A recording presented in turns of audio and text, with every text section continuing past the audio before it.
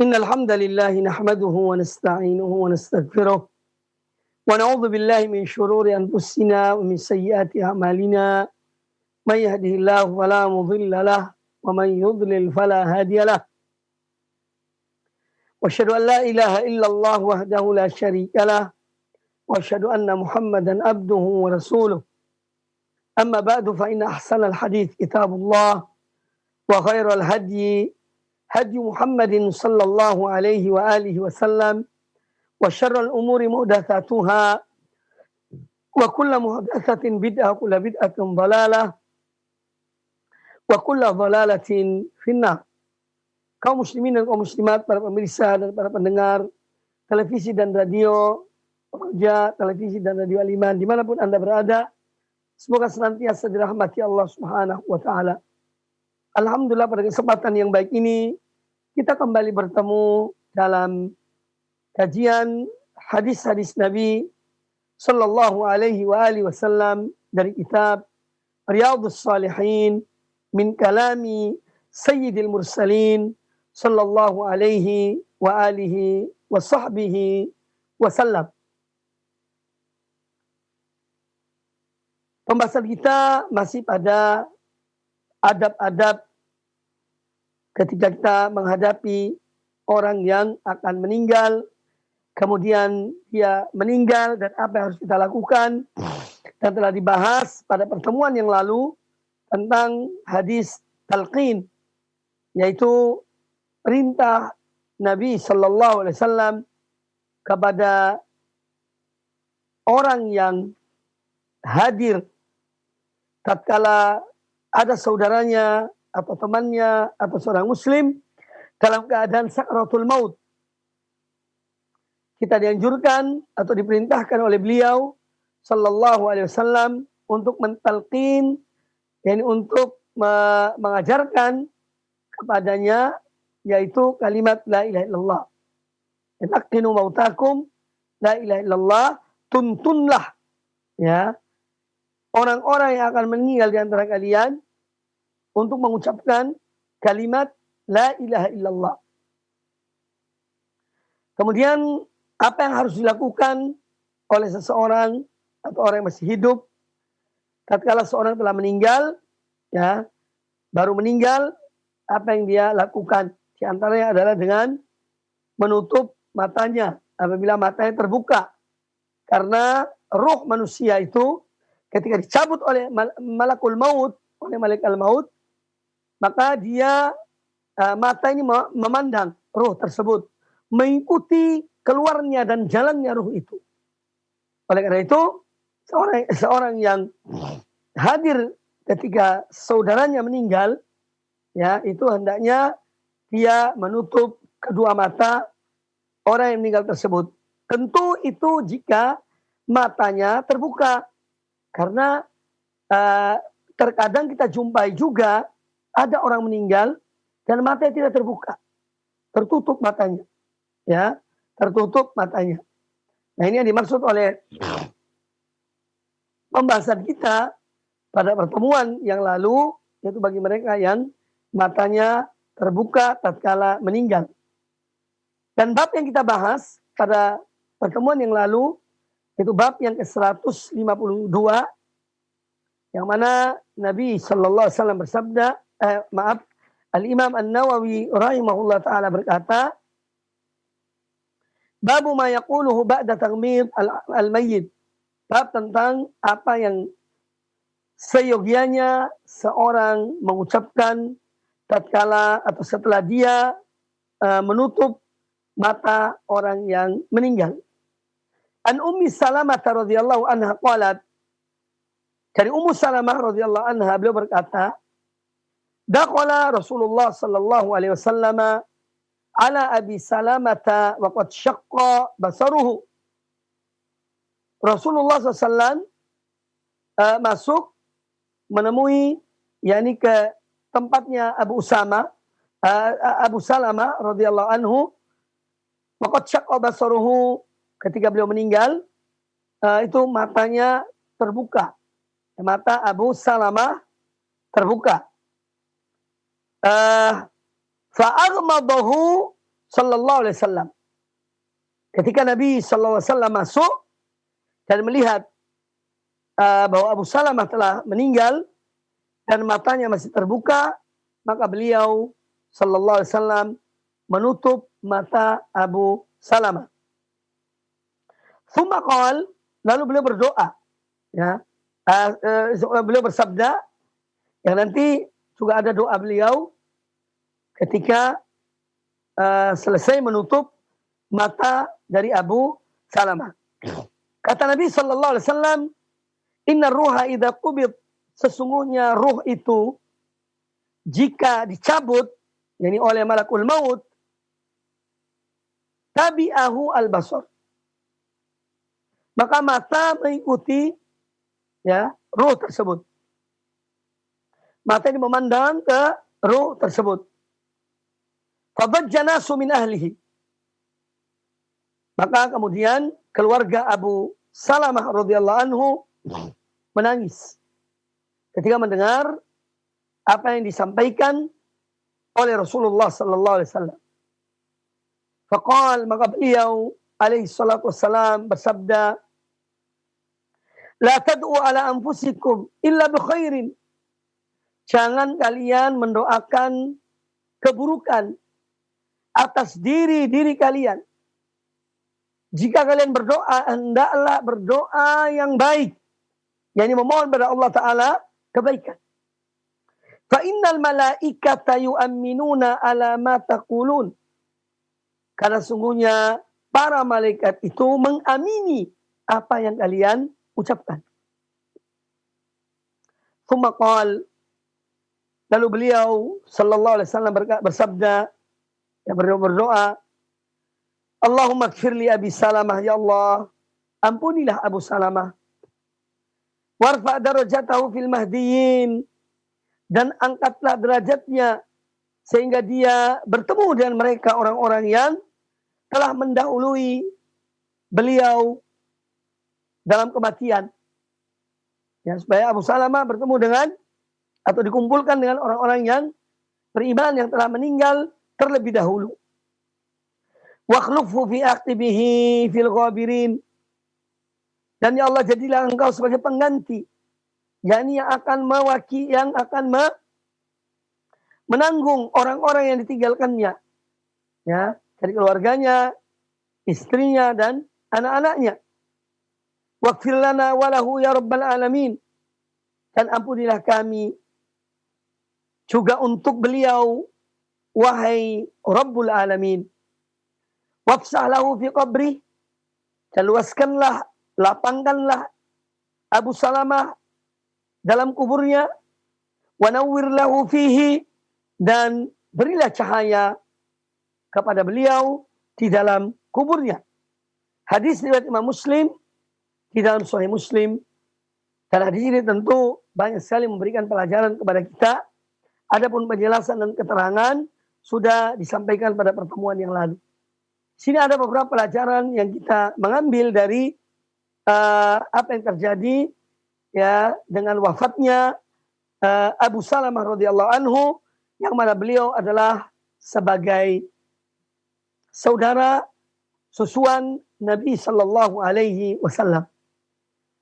Yang pertama, bahwa apabila seorang meninggal, ketika dicabut nyawanya, maka pada umumnya terbuka mata orang yang meninggal itu. Nah, kita dianjurkan bagi yang hidup, yang ada di sekeliling orang meninggal itu, supaya menutupi mata si mayat tersebut. Jangan biarkan matanya terbuka, tapi biarkan matanya tertutup. Ya, maka kalau ada mata jenazah yang terbuka itu hendaknya ditutup. Kemudian bahwa hadis ini menjelaskan kepada kita tentang ruh. Yang mana ruh ini sesuatu yang tidak kita ketahui. Ruh itu ada bersama kita, tidur bareng, makan bareng, ya, pergi juga bareng, dan seterusnya. Namun kita tidak mengetahui tentang ruh itu. Ketika sekelompok orang dari orang-orang Yahudi datang kepada Nabi Sallallahu Alaihi Wasallam lalu bertanya kepada beliau tentang ruh, maka Allah turunkan firman-Nya, yas'alunaka 'anir ruh qulir ruhu min amri rabbi. Mereka bertanya kepada engkau tentang ruh, maka katakanlah bahwa ruh itu adalah urusan Tuhanku, urusan Rabbku. Nah, ini menunjukkan bahwa manusia tidak mengetahui tentang ruh. Nah, ketika seorang meninggal, kita diberitahukan oleh Nabi Sallallahu Alaihi Wasallam bahwa mata itu terbuka karena melihat jalannya ruh itu. Ya. Ketika ruh keluar dari jasadnya, mata ini mengikuti jalannya, keluarnya ruh tersebut. Kemudian hadis ini juga menjelaskan kepada kita, yaitu anjuran untuk mendoakan orang yang meninggal dan keluarga yang ditinggal mati oleh orang tersebut. Orang yang kena musibah kematian, dia dalam keadaan sedih, dia dalam keadaan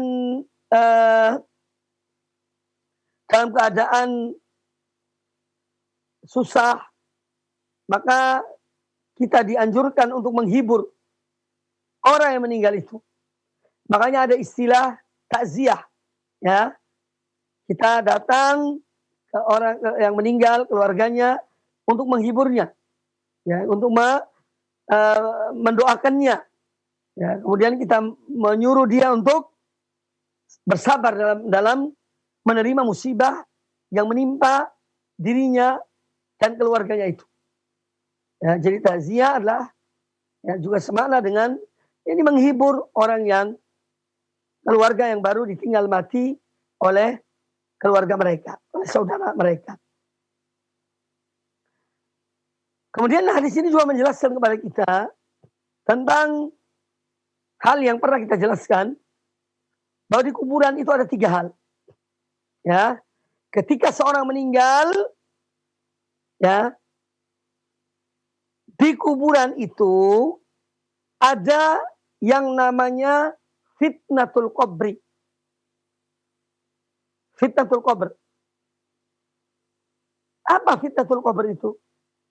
Fitnatul qabr itu adalah su'alul malakain al-mayyita fi qabrihi an rabbihi wa dinihi wa nabiyihi. Ini sebagaimana didefinisikan oleh sebagian ulama tentang fitnatul qabr. Ujian dalam kuburan. Yaitu pertanyaan 2 malaikat, Munkar dan Nakir, terhadap si mayat. Ketika dia meninggal, dikubur, maka datang 2 malaikat. Mereka bertanya kepada si mayat tersebut. Pertanyaannya ada 3. Tentang siapa Robnya. Ya. Yang kedua, apa agamanya. Dan yang ketiga, siapa nabinya. Itu tentang Rasulullah Sallallahu Alaihi Wasallam. Ini namanya fitnatul qabri. Pertanyaan malaikat terhadap orang yang meninggal di dalam kuburnya. Yaitu 3 pertanyaan. Kemudian hal kedua yang ada dalam kuburan itu adalah azabul qabr. Azab kubur. Dan kita beriman tentang adanya azab kubur. Bagi yang berhak. Karena tidak semua orang meninggal itu diazab di kuburnya. Ya. Tapi mereka yang berhak, ya karena dosanya, ya karena kemaksiatannya, ya, dan yang lainnya, maka dia diazab dalam kuburnya. Dan ini pun ada kaitannya dengan pertanyaan. Ketika seorang ditanya dalam kuburnya, man rabbuka, siapa Tuhanmu, wa madinuka, apa agamamu, Wa man nabiyuka, siapa nabimu? Kalau dia bisa menjawab, maka selamatlah dia. Tetapi kalau tidak, ya diadab. Ya. Jadi yang kedua adalah adab kubur. Kemudian yang ketiga, yaitu naimul qabri. Kenikmatan-kenikmatan dalam kubur. Bagi orang-orang mukminin yang soleh, yang taat pada Allah Ta'ala. Ya, husnul khotimah, mati dan baik. Ya, ketika didatangi oleh malaikat, mereka menjawab apa yang ditanyakan oleh malaikat itu, maka mereka mendapatkan nikmat dalam kubur. Jadi ini tiga hal yang menjadi bagian dari akidah kita, Ahlus Sunnah wal Jamaah, akidah para salafus soleh, dan ulama-ulama besar kaum muslimin, ulama-ulama Ahlus Sunnah, tentang adanya fitnatul qabri, adanya azab kubur bagi yang berhak mendapat azab. Ya, kemudian yang ketiga adalah nikmatul qabri, kenikmatan di dalam kubur. Semoga Allah Ta'ala mengampuni kita, merahmati kita, dan melindungi kita dari azab kubur. Kemudian berikutnya bahwa hadis ini juga menjelaskan kepada kita para malaikat ketika kita berdoa, apalagi di saat ada orang meninggal, kalau kita mengucapkan doa-doa yang baik, ya, itu diamini oleh para malaikat. Atau kalaupun seorang mungkin dia mengucapkan yang tidak baik, maka juga diamini oleh para malaikat. Oleh karena itu, Nabi SAW dalam hadis ini, beliau melarang kita dari mendoakan hal-hal yang jelek terhadap diri kita, terhadap keluarga kita. Karena para malaikat mengamini doa-doa kita. Oleh karena itu, doalah yang baik. Mohonlah pada Allah Ta'ala kebaikan bagi diri kita, keluarga kita, anak keturunan kita. Ya, termasuk pada kaum muslimin. Kita doakan kebaikan untuk mereka. Ya, karena orang muslim saudara kita. Ya. Innamal mu'minuna ikhwah. Sesungguhnya orang-orang beriman itu adalah bersaudara. Persaudaraan yang hakiki hanya persaudaraan yang didasari oleh iman kepada Allah Ta'ala. Makanya orang-orang beriman, mereka selalu mendoakan saudara-saudara mereka yang, ya, baik yang telah meninggal maupun yang masih hidup. Ini sifat kaum mukminin. Ya. Kemudian hadis ini juga menjelaskan kepada kita tentang tidak bolehnya kita mendoakan yang telah meninggal itu kecuali kebaikan. Ya, kita doakan dia, orang yang telah meninggal itu, dan doa yang baik. Jadi kebaikan untuk orang yang telah meninggal itu. Jangan mendoakan yang jelek. Makanya Nabi Sallallahu Alaihi Wasallam memberikan contoh dalam doa beliau di dalam hadis ini. Ya, beliau mendoakan Abu Salamah. Ya, dan mengatakan Allahumma gfirli Abi Salamah, ya Allah ampuni Abu Salamah, dan seterusnya. Beliau mendoakan yang baik. Kemudian beliau mendoakan tidak hanya untuk Abu Salamah, tapi juga untuk keluarga yang ditinggalnya. Ya, untuk keluarga yang ditinggalnya. Beliau mohon pada Allah Ta'ala agar Allah yang menjadi pengganti bagi Abu Salamah. Yani yang menjaga, yang melindungi, yang memelihara keluarga Abu Salamah. Dan Allah sebaik-baik penjaga, sebaik-baik pemelihara, itu adalah Allah Subhanahu wa Ta'ala. Maka dari itu kaum muslimin rahimani wa rahimakumullah, mari kita bergantung hanya pada Allah, memohon hanya pada Allah, berharap hanya kepada Allah Subhanahu wa Ta'ala. Ini namanya tauhid, ini namanya akidah. Ya, jangan terlalu berharap pada manusia, bahkan jangan berharap pada manusia. Berharaplah pada Allah, Zat yang maha kaya, ya, yang maha kuasa, yang menjawab dan mengabulkan permohonan hamba-hambanya. Kita mohon kepada Allah Azza wa Jalla. Kita bergantung kepadanya. Dan jangan kepada selain Allah Subhanahu wa Ta'ala. Siapapun orangnya. Jangan kita menggantungkan diri kita kepada orang-orang soleh, apalagi yang telah meninggal, atau para wali yang telah meninggal. Jangan. Tapi bergantunglah kepada Allah Subhanahu wa Ta'ala. Allah Zat yang maha hidup, yang tidak akan mati. Ya. Makanya kita diperintahkan oleh Allah Azza wa Jalla untuk apa? Bertawakal kepada Allah. Wa tawakkal 'alal hayyil ladzi la yamut. Dan bertawakallah kamu kepada zat yang maha hidup yang tidak akan mati. Ya. Jangan kepada manusia. Cukup kepada Allah Subhanahu wa ta'ala.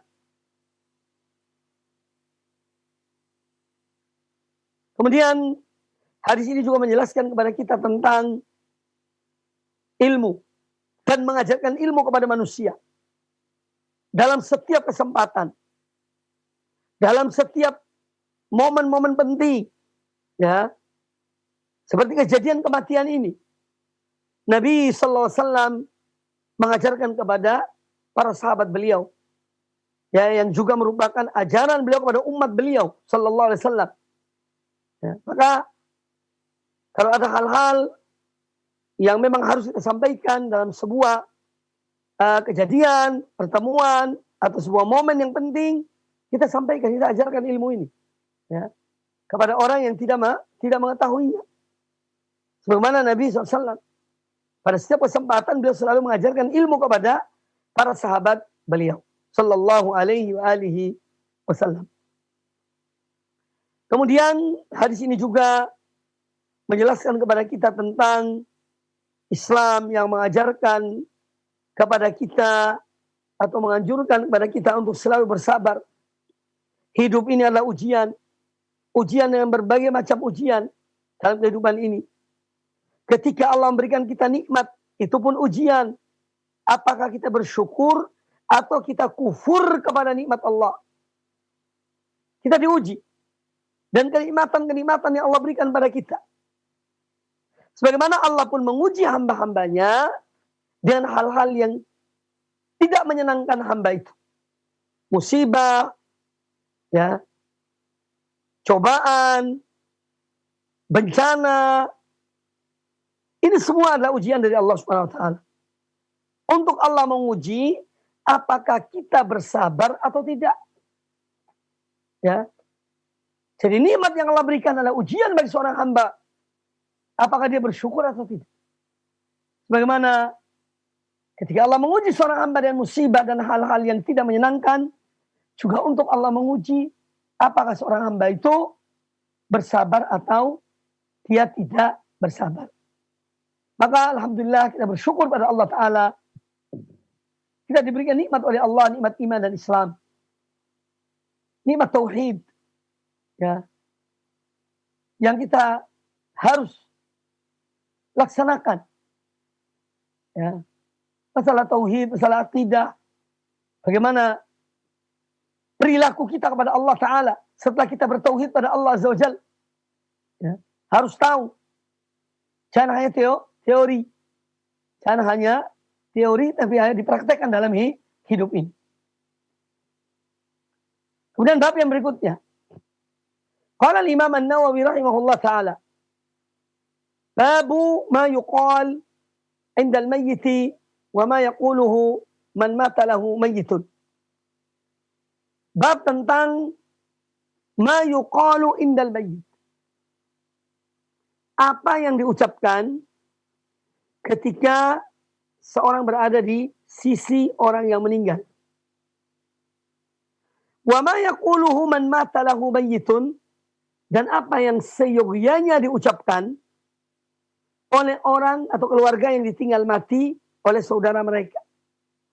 Atau oleh keluarga mereka. Apa yang diucapkan?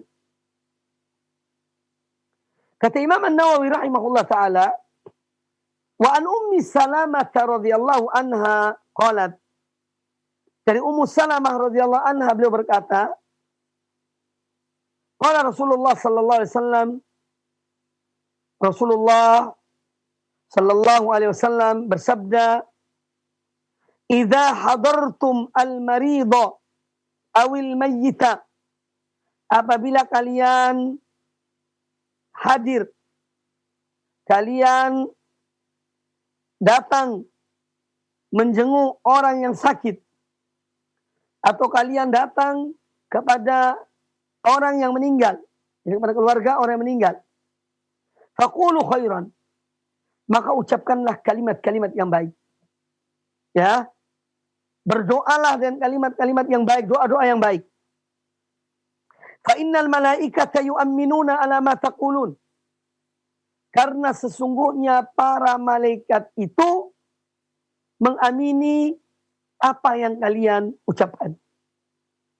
Ya, maka kita dianjurkan untuk mendoakan yang baik bagi si mayat, juga untuk keluarga yang ditinggal mati oleh si mayat tersebut. Qalat, kata Ummu Salamah radhiyallahu anha, falamma mata Abu Salamah, maka ketika Abu Salamah radhiyallahu anhu meninggal, ataitu Nabiya sallallahu alaihi wasallam faqult, maka aku pun mendatangi Nabi sallallahu alaihi wasallam, lalu aku berkata kepada beliau, ya Rasulullah, wahai Rasulullah, inna Aba Salamah qad mat, sesungguhnya Abu Salamah telah meninggal. Qal, maka dijawab oleh Nabi sallallahu alaihi wasallam dengan bersabda, quli, ucapkanlah, Allahumma gfirli walahu, ya Allah mohon, ya Allah ampunilah aku dan ampunilah dia. Wa aqibni minhu uqbah hasanah, dan gantikanlah aku dengan yang lebih baik, atau dengan suatu kebaikan setelah ditinggal mati oleh beliau, oleh Abu Salamah. Faqultu, maka kata Ummu Salamah radhiyallahu anha, fa'aqabanillahu man huwa khairun li minhu, maka Allah menggantikan untuk aku seseorang yang lebih baik dari Abu Salamah, yaitu Muhammadan sallallahu alaihi wasallam, yaitu Nabi kita Muhammad sallallahu alaihi wasallam. Karena setelah wafatnya Abu Salamah dan selesai masa iddahnya, maka Nabi SAW menikahi Ummu Salamah. Makanya Ummu Salamah adalah salah satu ummul mukminin, ya, dari ummahatul mukminin. Hadis ini riwayat Imam Muslim, ya. Di dalam riwayat Abu Dawud, idza hadartum al-mayyita, ya, kalau kamu mendatangi orang yang telah meninggal, yaitu nasihat yang sepatutnya dinasihati kepada orang keluarga yang tinggal mati. Nah, hadis Ummu Salamah ini radhiyallahu anha menjelaskan kepada kita bimbingan Nabi sallallahu alaihi wasallam kepada orang yang ditinggal mati oleh keluarganya. Ya, baik itu suaminya, atau ayahnya, atau ibunya, atau anaknya, intinya kaum kerabatnya. Ya. Kita diperintahkan oleh Nabi sallallahu alaihi wasallam untuk apa? Mengucapkan kalimat-kalimat yang baik.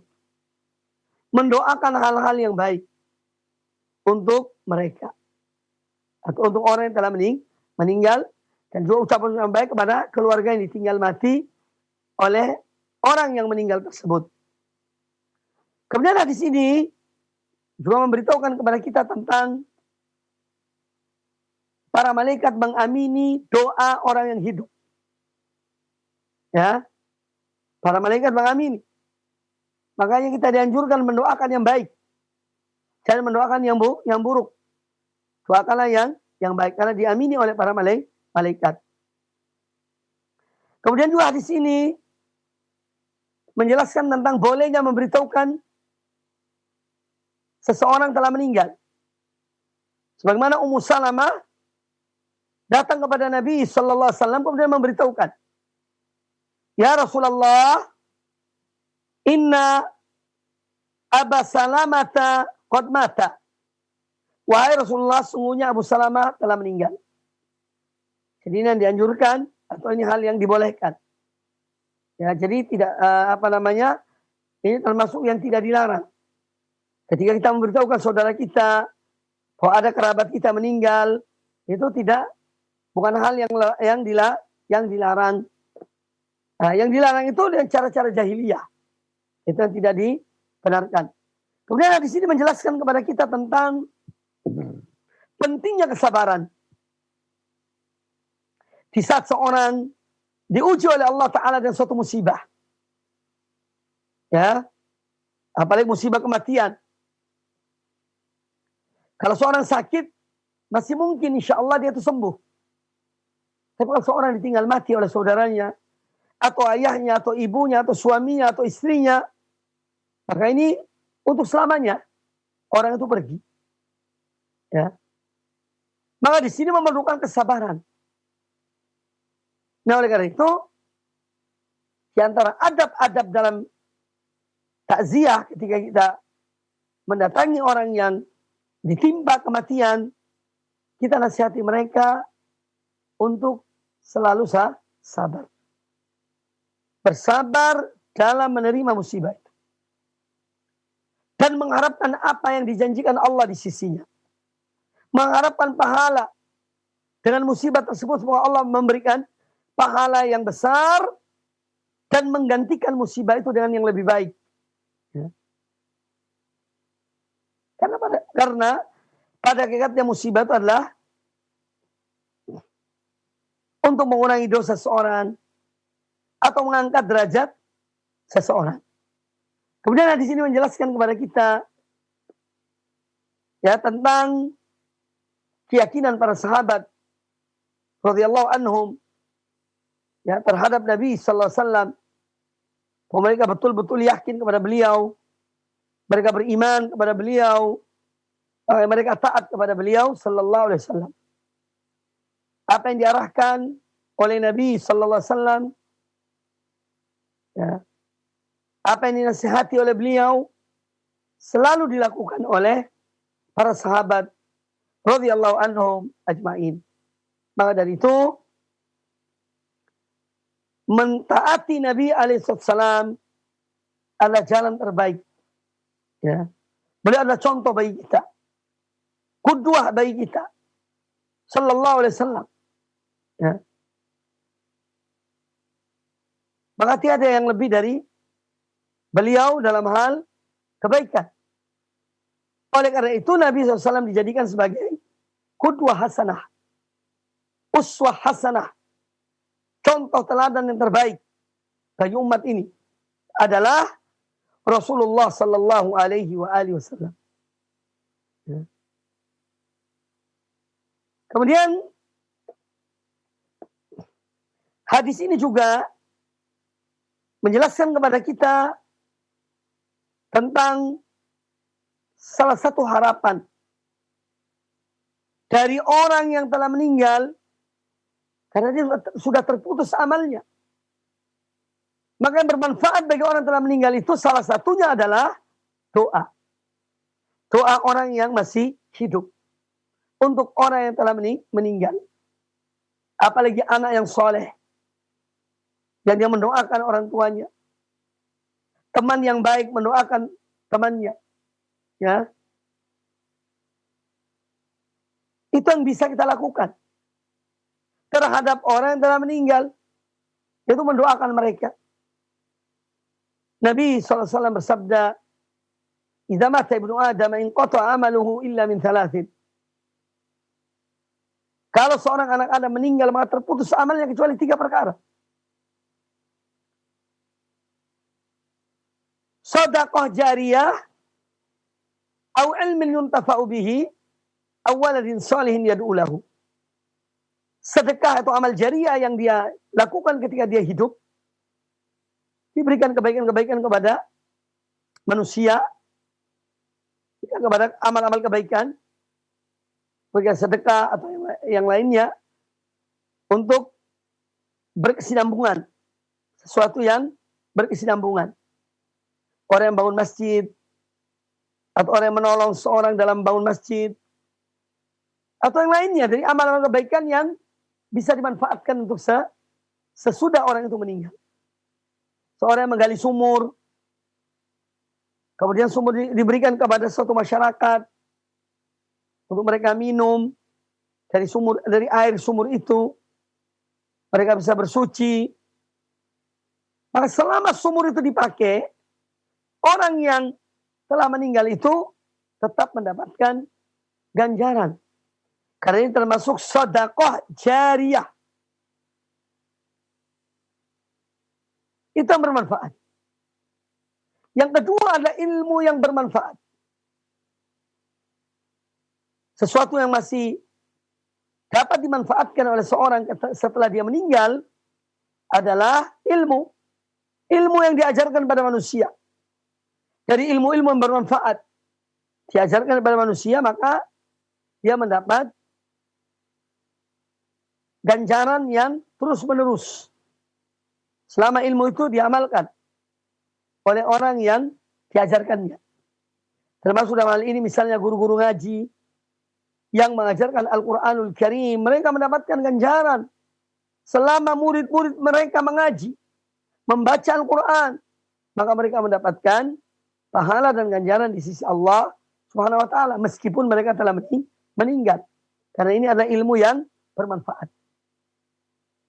Seorang yang mengajarkan tata cara wudhu, tata cara sholat, dan yang lainnya dari hal-hal yang bermanfaat.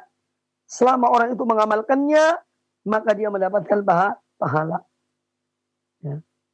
Kemudian yang ketiga, yaitu waladun salihin yad'u lahu. Anak soleh yang mendoakan bagi orang yang telah meninggal. Dia meninggalkan anak yang soleh, anak yang taat. Ya, anak itu mendoakan orang tuanya, maka orang tuanya mendapatkan dari doa anak tersebut. Kemudian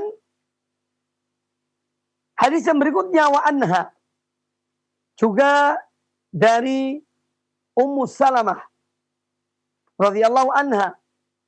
Qalat, beliau berkata, sami'tu Rasulullah sallallahu alaihi wasallam yaqul, aku mendengar Rasulullah sallallahu alaihi wasallam bersabda, ma min 'abdin tusibuhu musibatun, tidaklah seorang hamba dia terkena musibah, fayaqul, maka dia mengatakan, dia mengucapkan, inna lillahi wa inna ilaihi raji'un, sesungguhnya kami milik Allah dan sesungguhnya hanya kepada Allah kami akan dikembalikan.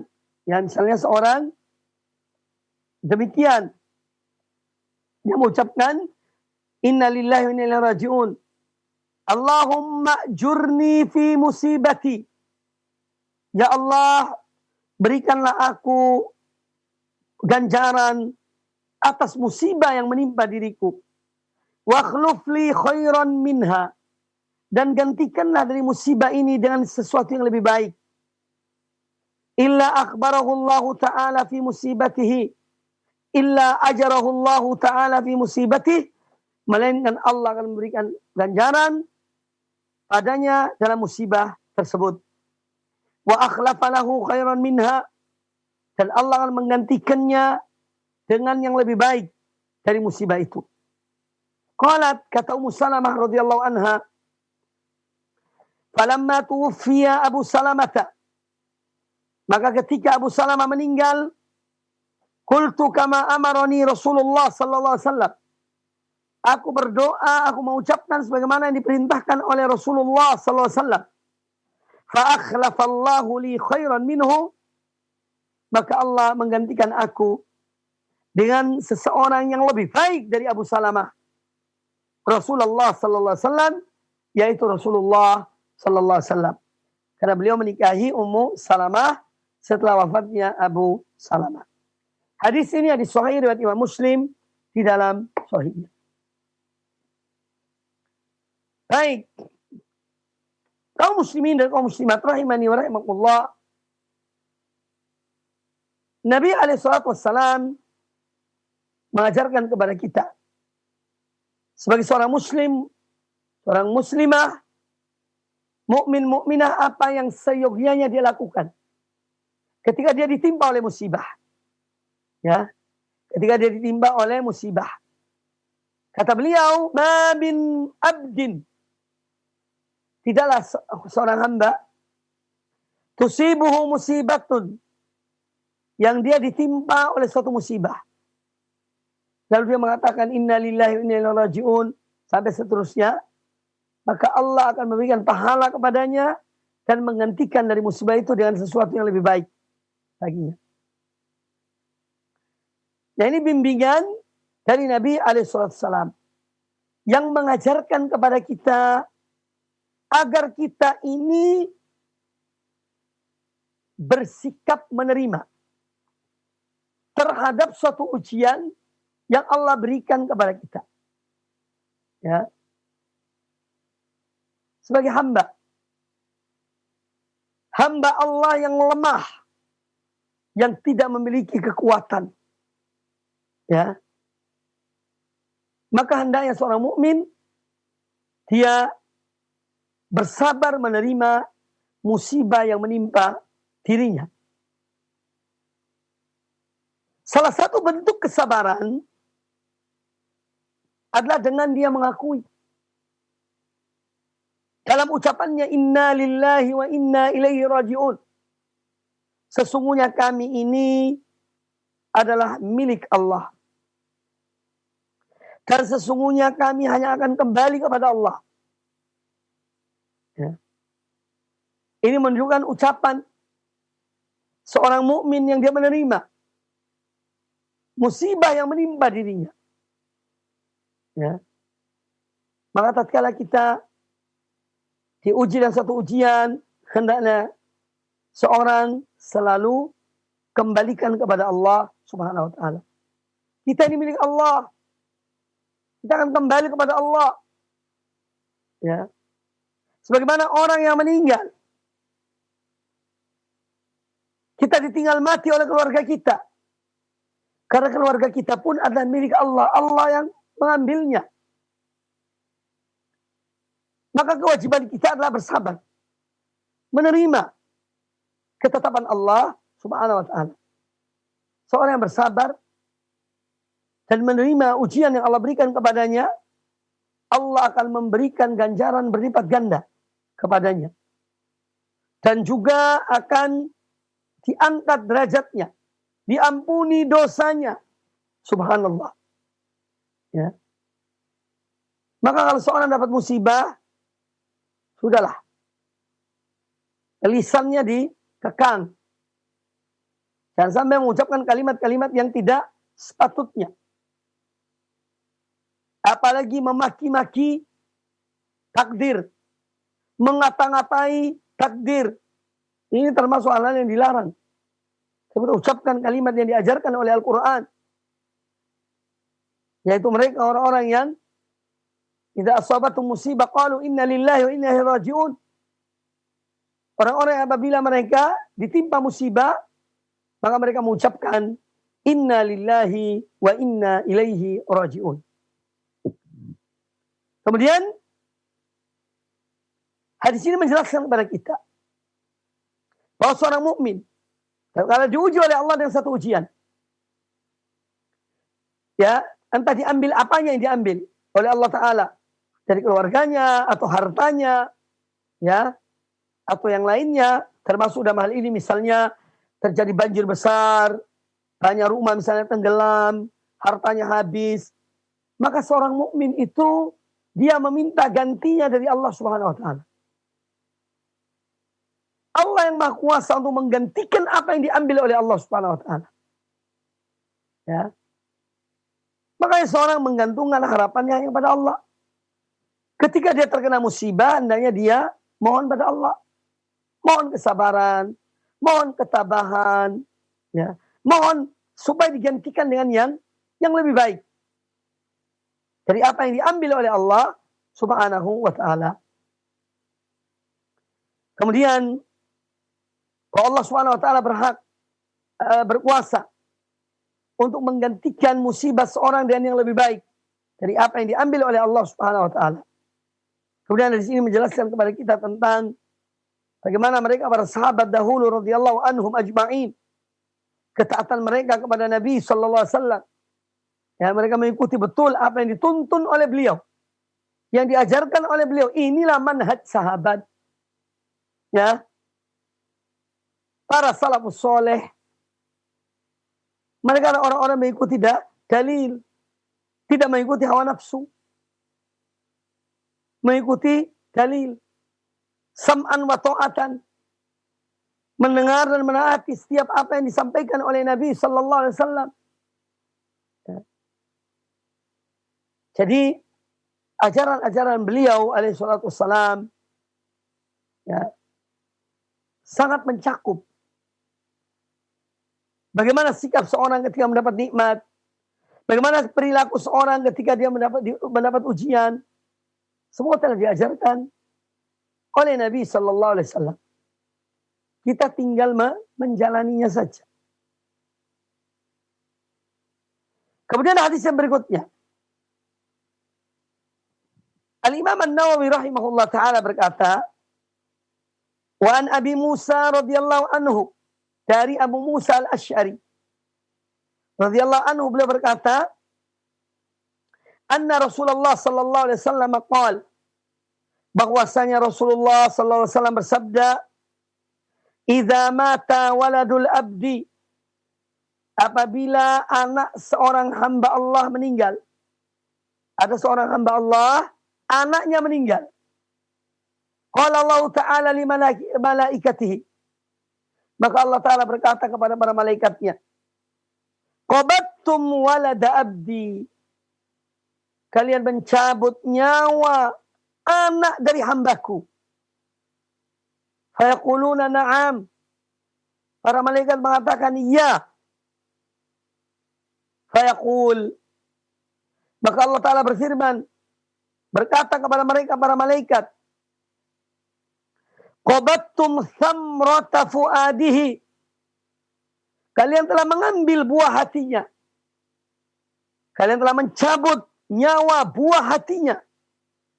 Fayaquluna na'am, maka mereka mengatakan iya. Fayaqul, maka Allah kemudian berkata, famadza qala abdi, apa yang diucapkan oleh hambaku ketika kalian mencabut nyawa buah hatinya? Fayaqulun, mereka berkata, hamidaka wastarja'a, mereka memuji engkau ya Allah, dan mereka mengucapkan inna lillahi wa inna ilaihi raji'un. Ini makna dari istarja'. Fayaqulullah Ta'ala, maka Allah Ta'ala berfirman, ibnu li abdi baitan fil jannati, bangunlah untuk hambaku di surga sebuah istana. Sebuah istana. Wasammuhu baital hamdi, dan sebutkan nama istana itu istana pujian.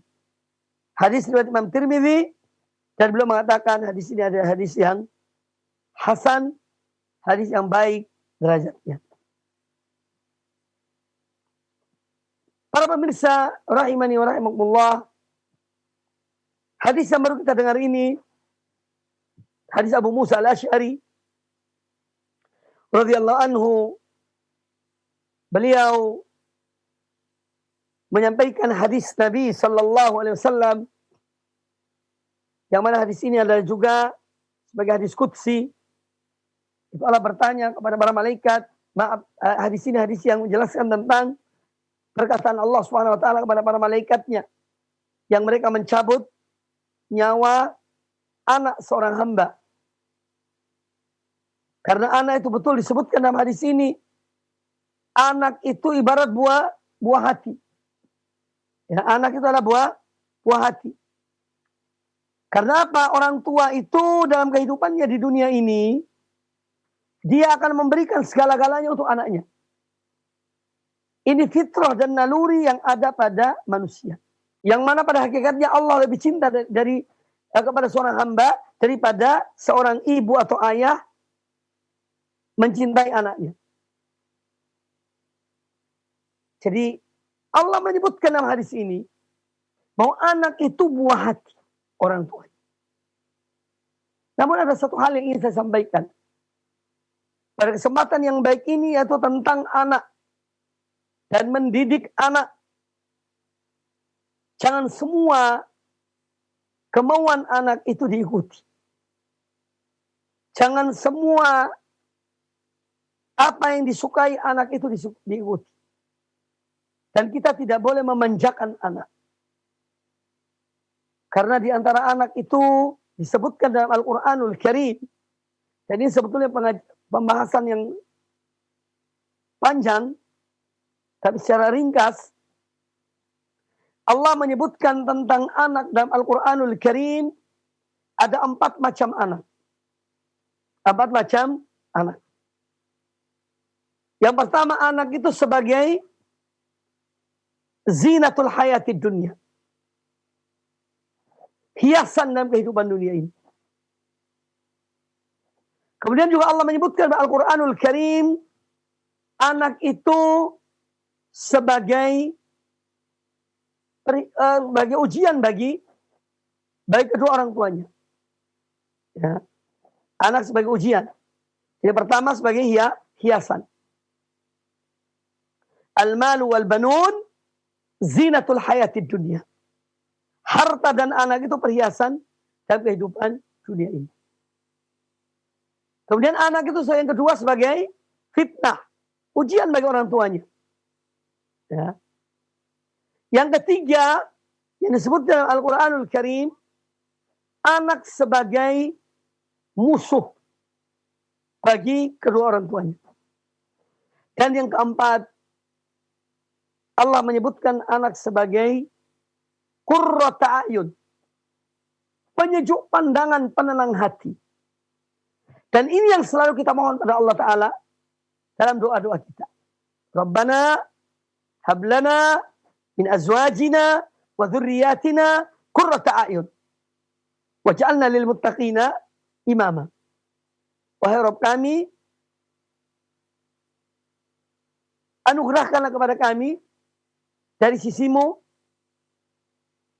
istri dan anak-anak sebagai penyejuk pandangan, penenang hati, dan jadikanlah kami sebagai pemimpin bagi orang-orang yang bertakwa. Ini tentang 4 macam anak yang disebutkan dalam Al-Quranul Karim. Nah, kualitas anak ini tergantung dari orang tuanya. Bagaimana dia mendidik anak itu? Bagaimana dia membina anak itu?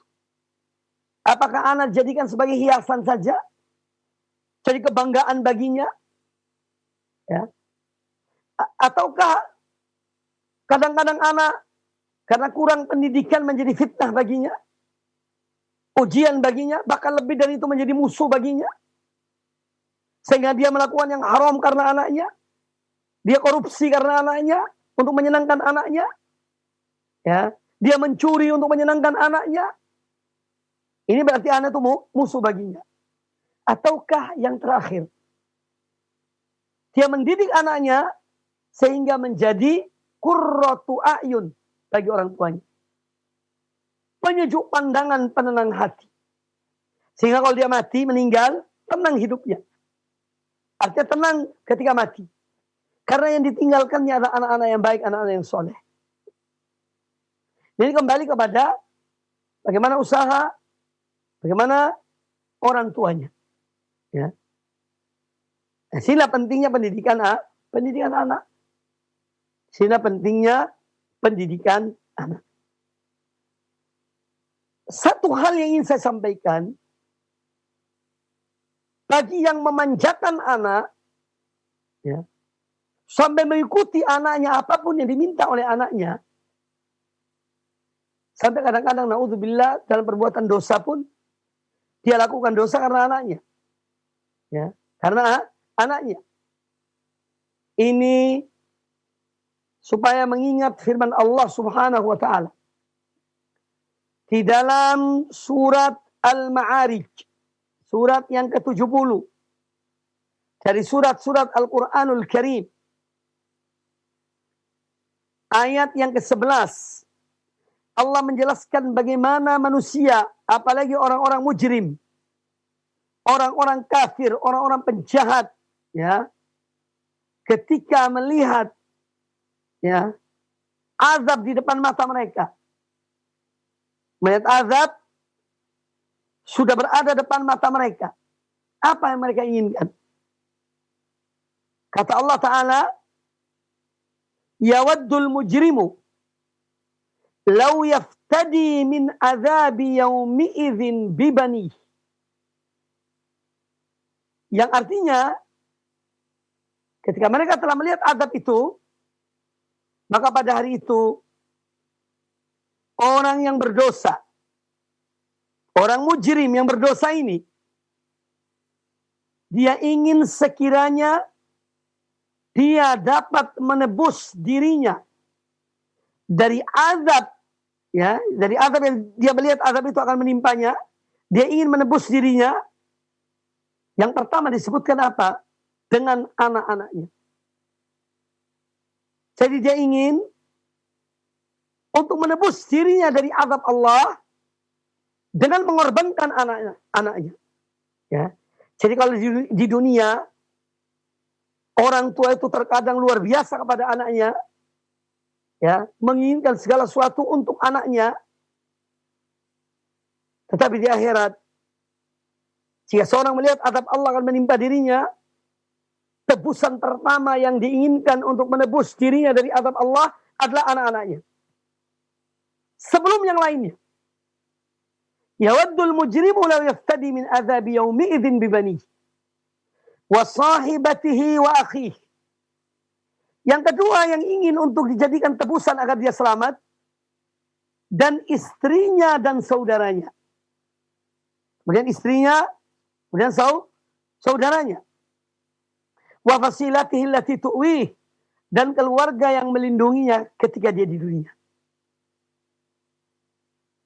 Jadi ini sebuah peringatan, ya. Bahkan wa man fil ardi jami'an thumma yunjih, dan dia ingin agar semua orang di dunia ini menjadi penebusnya, ya, kemudian dia diselamatkan dari azab Allah.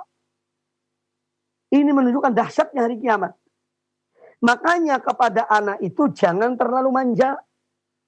Jangan semua keinginan anak itu diberikan, yang mana kita berdampak pada diri kita.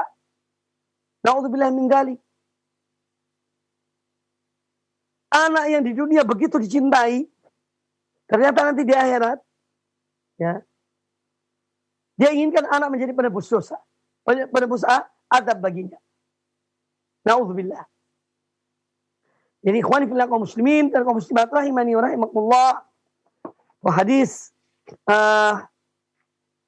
Ummu Salamah ini yang menjelaskan kepada kita tentang hadis Abu Musa al-Asy'ari radhiyallahu an, tentang anak itu sebagai buah hati seseorang. Jadi anak disebutkan buah hati oleh Allah Subhanahu wa taala dalam hadis ini. Nah, orang yang diuji oleh Allah taala dengan ujian, anaknya dipanggil oleh Allah, kemudian dia menerima dengan baik, dia sabar dan tabah. Ketika anaknya meninggal, dia pasrahkan kepada Allah, dia kembalikan segala urusan kepada Allah, maka ganjarannya adalah akan dibangun untuknya di surga istana pujian. Ya, istana pujian. Kemudian Allah berikan kepada orang yang sabar tersebut. Nah, dengan demikian bahwa hadis ini menjelaskan kepada kita tentang hamba-hamba Allah Subhanahu wa taala yang mereka sabar dalam menerima ujian, apalagi ditinggal mati oleh anak mereka yang menjadi buah hati mereka. Ini pahala ganjarannya besar di sisi Allah Subhanahu wa taala. Ya tentu setiap orang yang namanya orang tua, dia mengharapkan kebaikan bagi anaknya. Dia mengharapkan anaknya umur panjang, anaknya sehat walafiat, anaknya menjadi anak-anak yang soleh. Namun terkadang, dan hikmah Allah Ta'ala, Allah mengambil salah satu atau dua orang dari anaknya, atau lebih atau kurang dari itu, ya, untuk menguji hamba itu, dan untuk memberikan ganjaran kepada hamba tersebut. Kemudian juga hadis ini menjelaskan kepada kita tentang bagaimana Allah Subhanahu wa Ta'ala menghibur orang-orang yang ditinggal mati oleh anaknya. Allah menghibur karena di sini, ya, berita dari Nabi SAW ini merupakan hiburan Allah Subhanahu wa Ta'ala bagi orang yang ditinggal mati oleh anaknya. Jadi rahmat Allah, menunjukkan rahmat kasih sayang Allah kepada hamba-hambanya. Kemudian kita dianjurkan juga seorang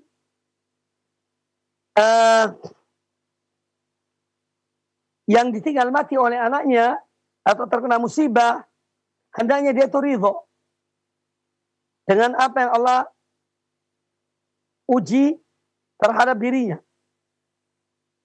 Maka di sini ada sebutan dia memuji Allah dan dia mengucapkan inna lillahi wa inna ilaihi rajiun. Sebagian ulama mengatakan memuji di sini artinya dia ridho dengan apa yang diputuskan oleh Allah.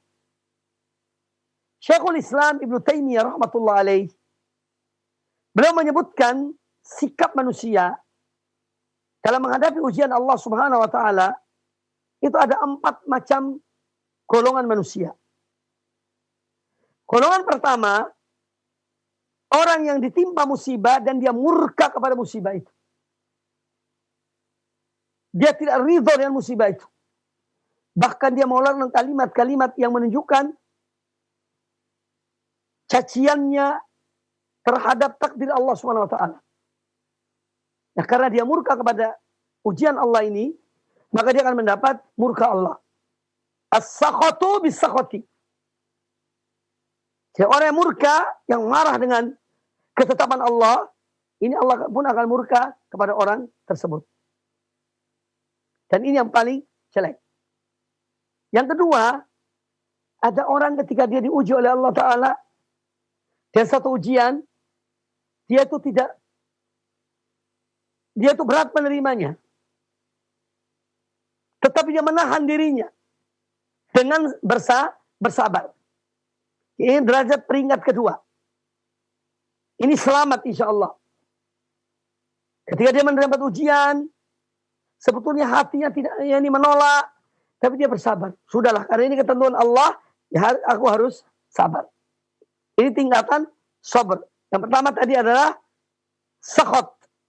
Ya, sakhotun. Dia murka pada takdir Allah. Maka dia akan mendapatkan murka Allah Subhanahu wa Ta'ala. Yang kedua dia bersabar. Nah, ini dapat pahala orang yang bersabar itu. Walaupun hatinya berat. Tapi dia, ini sudah ketentuan Allah. Maka dia menerima. Yang ketiga, lebih dari itu adalah ridho. Ketika dia diuji oleh Allah dengan ujian, musibah yang menimpa dirinya, dia ridho dengan putusan Allah. Lapang dadanya. Dan ketetapan Allah Subhanahu wa Ta'ala. Maka dia dapat ridho Allah Subhanahu wa Ta'ala. Yang ketiga, yang keempat adalah, dan yang paling tinggi, ketika dia diuji oleh Allah Ta'ala, dia bersyukur pada Allah Subhanahu wa Ta'ala. Karena dia yakin di balik ujian ini, ya akan ada sesuatu yang jauh lebih besar daripada ujian tersebut. Maka dia memuji Allah Subhanahu wa Ta'ala. Ini 4 tingkatan manusia atau sikap manusia dalam menghadapi ujian Allah Subhanahu wa Ta'ala. Murka akan dibalas dengan murka Allah. Sabar akan diberikan ganjaran. Yang ketiga, yang lebih tinggi dari itu ridho. Maka dia mendapat ridho Allah. Yang keempat adalah dia memuji Allah Ta'ala. Maka tentu dia mendapat derajat yang paling tinggi. Dan ini adalah derajat para anbiya, para rasul. Orang-orang yang dekat dengan Allah Subhanahu wa Ta'ala. Dan orang soleh. Bagaimana Nabi SAW ketika beliau ditanya tatkala tertimpa musibah. Bagaimana keadaanmu wahai Rasulullah? Beliau mengatakan, alhamdulillah ala kulli hal. Aku senantiasa memuji Allah dalam semua keadaan. Dalam semua keadaan. Ini derajat yang paling tinggi bagi seorang hamba. Baik kaum muslimin dan kaum muslimat rahimani wa rahimakumullah. Jadi hadis ini sangat mendidik kita, ya, dan merupakan berita gembira bagi orang-orang yang diuji oleh Allah Ta'ala dengan musibah ini. Untuk mereka tetap bersabar, ya, dan pasti akan digantikan dengan Allah yang lebih baik. Ya. Kemudian hadis ini juga menjelaskan kepada kita tentang balasan bagi orang yang selalu memuji Allah dalam setiap keadaan, dan dia bersabar terhadap ujian Allah pada dirinya, dan kesabaran yang penuh akan digantikan oleh Allah Ta'ala dengan surga, yaitu istana yang dibangun oleh Allah Ta'ala di surga baginya, dan disebut dengan Baitul Hamdi. Jadi istana pujian, karena orang itu memuji Allah Ta'ala dan ujian yang diberikan oleh Allah kepadanya, maka dibalas dengan istana tersebut.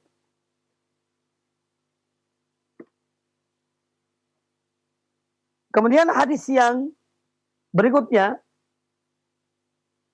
qala al-Imam An-Nawawi rahimahullah ta'ala, wa an Abi Hurairah radhiyallahu anhu anna Rasulullah sallallahu alaihi wasallam qala, dan dari Abu Hurairah radhiyallahu anhu beliau berkata bahwasanya Rasulullah sallallahu alaihi wasallam bersabda, yaqulullahu ta'ala, Allah Ta'ala berfirman, mali abdil mu'min indi jazaa'un idza qabattu safiyahu min ahli dunya thumma ihtasabahu illa al-jannata. Hadis riwayat Imam Al-Bukhari di dalam sahihnya. Allah Ta'ala berfirman bahwasanya tidak ada balasan bagi hambaku yang mukmin tatkala aku mengambil, yakni aku mencabut nyawa salah satu dari kekasihnya di dunia ini, tidak kemudian dia menerima dengan sabar dan tabah, dan dia mengharapkan pahala di sisi Allah, maka tidak ada balasan baginya kecuali surga. Ini keutamaan orang yang bersabar dalam menerima ujian berupa kematian salah seorang dari orang-orang yang dicintainya di dunia ini. Entah ayahnya atau ibunya atau suaminya atau istrinya atau anaknya atau teman dekatnya yang dia cinta karena Allah pada mereka. Kemudian dicabut nyawanya oleh Allah Ta'ala, lalu dia pasrahkan itu semua pada Allah. Dia mengharapkan ganjaran di sisi Allah, maka tidak ada balasan bagi orang seperti ini kecuali surga. Jadi di sini juga menjelaskan kepada kita tentang keutamaan bersabar ketika seorang diuji oleh Allah Ta'ala dengan ujian, musibah, kematian, orang-orang yang dicintainya di dunia ini. Dia tetap tabah, pasrahkan pada Allah Ta'ala, maka Allah membalas baginya surga Allah Subhanahu wa Ta'ala. Kemudian hadis yang terakhir dalam bab ini, wa an Usama bin Zaid radhiyallahu anhu qala, dari Usama bin Zaid radhiyallahu anhu beliau berkata, arsalat ihda banatin Nabi sallallahu alaihi wasallam ilaihi tad'uhu wa tukhbiruhu anna sabiyan laha aw ibnan fil mauti. Faqala lirrasuli irji ilaiha fa akhbirha anna lillahi ta'ala ma akhadha wa lahu ma a'ta wa kullu shay'in indahu bi ajalin musamma famurha faltasbir wal tahtasib. Dari Usama bin Zaid radhiyallahu anhuma beliau menceritakan bahwa salah satu dari putri Nabi sallallahu alaihi wasallam disebutkan para ulama itu Zainab binti Rasulullah sallallahu alaihi wasallam. Salah seorang anaknya meninggal. Ya. Maka si putri Nabi SAW ini mengutus seseorang kepada Rasulullah sallallahu alaihi wasallam untuk memanggil beliau dan memberitahukan beliau bahwa anaknya telah meninggal. Yani cucu Rasulullah SAW. Maka pergilah orang itu, utusan itu kepada Nabi SAW, ya, memberitahukan bahwa salah seorang anak dari putri beliau meninggal.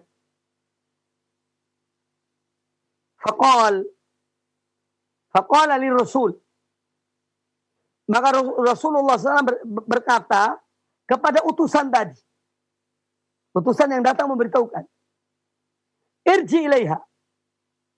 Kembalilah engkau kepadanya. Ini kepada putri beliau sallallahu alaihi wasallam. Kepada Zainab. Fa'akhbirha. Beritahukan kepadanya. Ya. Anna lillahi ta'ala ma akhadha. Walahu ma a'ta. Bahwasanya hanya milik Allah apa yang dia ambil dan apa yang dia berikan. Jadi semua yang Allah ambil dan Allah berikan itu milik Allah.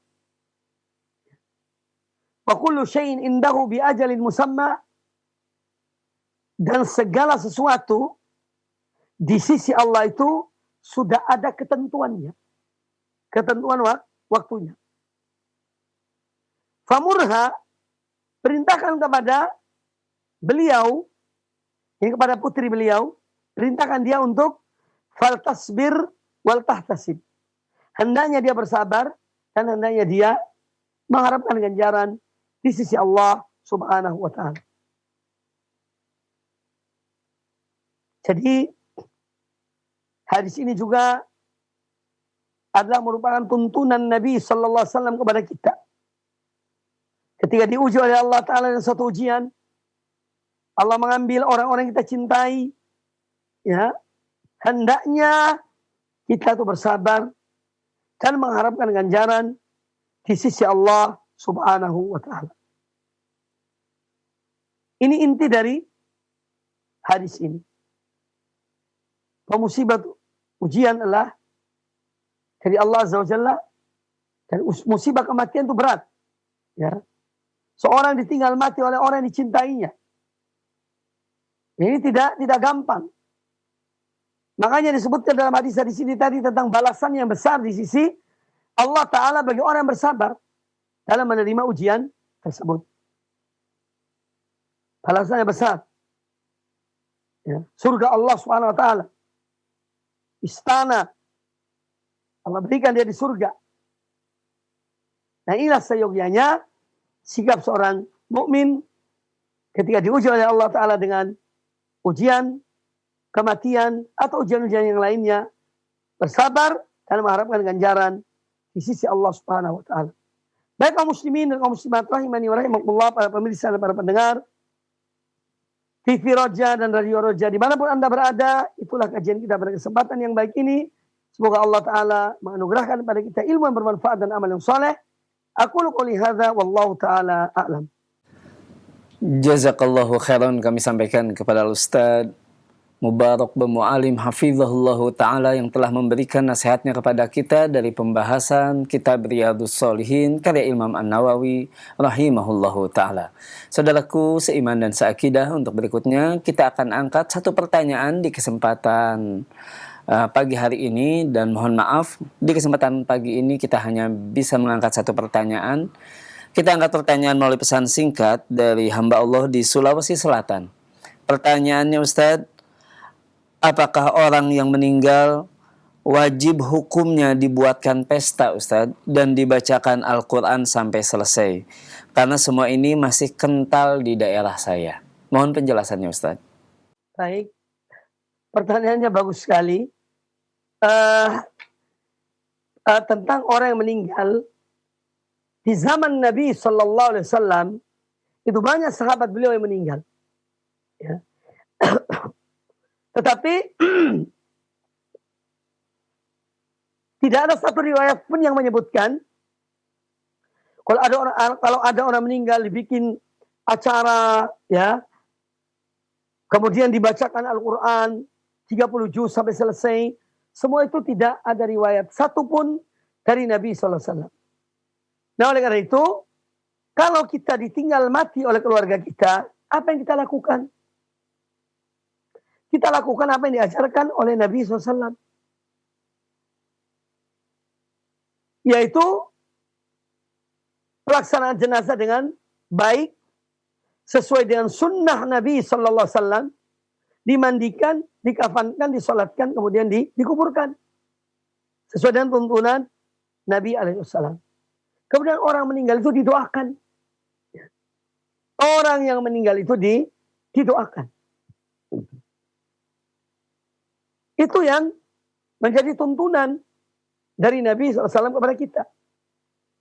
Adapun membuat sesuatu, makan-makan dan sebagainya, itu bukan dari tuntunan dan ajaran Rasulullah SAW. Kalau seorang misalnya ada anaknya atau kerabatnya ingin memberikan sedekah untuk orang meninggal itu, ya mungkin bisa saja. Mereka membelikan beras misalnya, ya, kemudian diberikan kepada orang-orang yang fuqara masakin, dengan niat ini ganjarannya kepada orang yang meninggal tersebut. Ya. Karena sedekah pun yang diberikan oleh anak untuk orang tuanya, yaitu tersampaikan. Pahala ganjarannya tersampaikan. Ya. Adapun membaca Al-Quranul Karim, Imam Syafi'i rahimahullah ta'ala sendiri, yang mana beliau adalah madhab beliau itu madhab yang menjadi pegangan kaum muslimin, beliau menyebutkan tentang tidak sampainya bacaan Al-Quran pada orang telah meninggal. Ini madhab Imam Syafi'i. Walaupun masalah ini ada khilaf di antara ulama. Ya, banyak ulama mengatakan sampai kepada orang meninggal.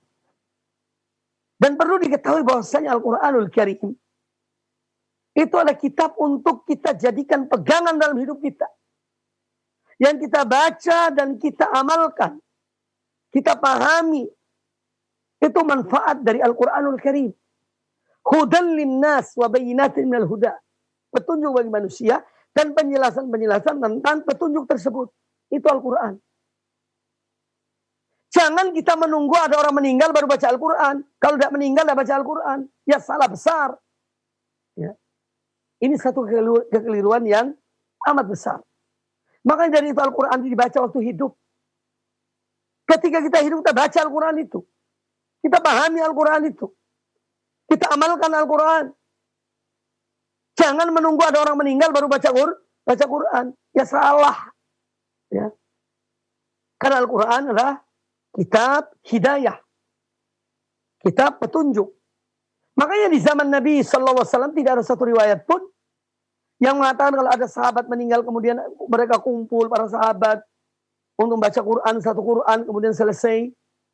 Ya, itu tidak pernah dicontohkan. Pada itu yang terpenting adalah doa, apalagi doa sang anak untuk orang tuanya. Sebagaimana telah dijelaskan dalam penjelasan hadis-hadis tadi. Ya, yang bermanfaat bagi orang yang telah meninggal, salah satunya adalah doa anaknya untuk orang tuanya. Wallahu ta'ala a'lam. Jazakallahu khairan Ustaz atas penjelasannya, dan tafadhol Ustaz untuk penutup di kesempatan kajian kita di pagi hari ini. Baik kaum muslimin dan kaum muslimat rahimahumullah. Alhamdulillah, mudah-mudahan apa yang disampaikan bermanfaat bagi kita semuanya. Pembahasan seperti yang disampaikan tadi tentang kematian dan lain sebagainya, mudah-mudahan menjadi pelajaran betul bagi kita agar seorang hamba selalu dan senantiasa ya mempersiapkan dirinya untuk suatu hari yang mana dia akan dipanggil oleh Allah Subhanahu wa taala. Kita akan meninggalkan dunia ini. Nah, apa yang kita siapkan dan persiapkan untuk diri kita untuk sesudah kematian. Maka mudah-mudahan pelajaran-pelajaran yang kita bacakan tadi, yang kita bahas tadi, ini menambah iman kita dan menambah kekuatan kita dan memberikan dan sebagai pendorong bagi kita untuk terus meningkatkan amal-amal kebaikan kita dan amal-amal soleh kita agar kita dimatikan oleh Allah Ta'ala dalam keadaan husnul khotimah. Mati yang baik. Ya, mati yang baik, mati dalam keadaan baik sehingga kita mendapatkan ridho Allah Subhanahu wa taala. Demikian kajian kita pada kesempatan yang baik ini. Jazakumullah khairan. Kami haturkan jazakumullah khairan kepada semua para pemirsa. Semoga bermanfaat. Aqulu qouli hadza subhanakallahumma bihamdika asyhadu an la ilaha illa anta astaghfiruka wa atubu ilaik. Wa sallallahu wasallam wa barak ala nabiyyina wa ala alihi washabihi ajma'in. Assalamualaikum warahmatullahi wabarakatuh.